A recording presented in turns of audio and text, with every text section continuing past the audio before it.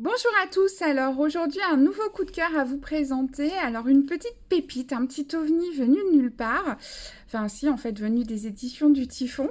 Euh, c'est un roman étonnant qui m'a complètement surprise, qui m'a emportée parce que justement je ne m'attendais pas forcément à ça et ça fait du bien de se laisser cueillir comme ça par un roman, par un auteur. Alors, je vous raconte. Donc, c'est le roman de Edgar Mittelholzer, Le temps qu'il fait à Middenschot. Voilà. Alors, on reconnaît hein, les éditions du Typhon par leur magnifique couverture. Il y a toujours un travail qui est fait, éditorial, qui est vraiment magnifique. Alors, en fait, ce roman, c'est un roman gothique, un roman noir, où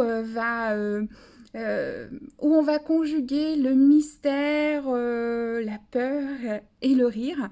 C'est vraiment, voilà, c'est un peu, ça fait partie un peu de ces romans inclassables. Alors certes, c'est un roman noir, mais en même temps, il y a tellement de choses dedans que vraiment, il est super intéressant. Donc en fait, c'est l'histoire, on est dans un petit village en Angleterre, c'est l'histoire on va dire, d'une famille, la famille Jarreau, dont le père a eu un accident, il était livreur et il a eu un accident de camion il y a quelques années, ce qui l'a rendu complètement fou, hein, on va pas se mentir. Il vit avec sa fille et sa femme, sauf qu'il ne voit plus sa femme, il pense qu'elle est morte, et il ne communique avec elle que via des séances de spiritisme. Et en fait, donc dans cette folie, dans cette étrangeté, dans cette vie voilà, bizarre, va débarquer un tueur, en fait, un personnage qui s'échappe d'un hôpital psychiatrique, qui est un tueur, et qui va faire monter en puissance, en fait, cette folie, cette étrangeté qui règne déjà. Et... et voilà, je ne vous en dis pas plus parce qu'il ne faudrait pas. C'est super bien écrit. Alors là, moi, je ne connaissais pas l'auteur, Edgar Mittelholzer. J'ai trouvé que c'était, mais j'ai trouvé, mais dès la première page, dès les premiers mots, j'ai trouvé qu'il m'enveloppait vraiment par ces mots, qui me plongeait dans son histoire.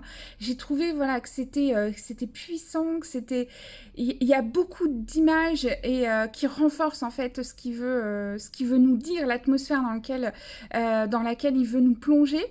Et alors, c'est renforcé également par la construction du roman que je trouvais aussi hyper intelligente, puisque le roman est construit en trois parties en fait.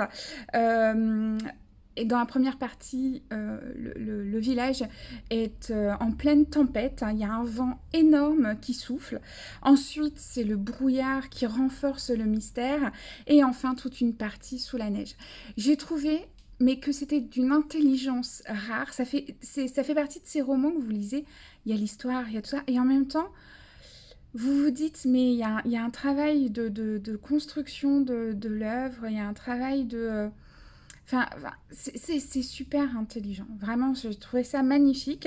Alors, je ne connaissais pas l'auteur et j'ai découvert en fait que les éditions du Typhon avaient déjà publié un autre roman qui s'appelle Elton's Brody.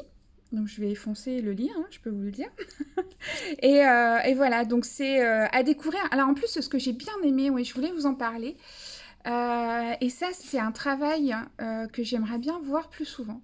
C'est l'éditeur qui fait donc une préface du livre et nous explique pourquoi il a décidé d'éditer un auteur qui est disparu, qui n'est pas forcément très connu en France.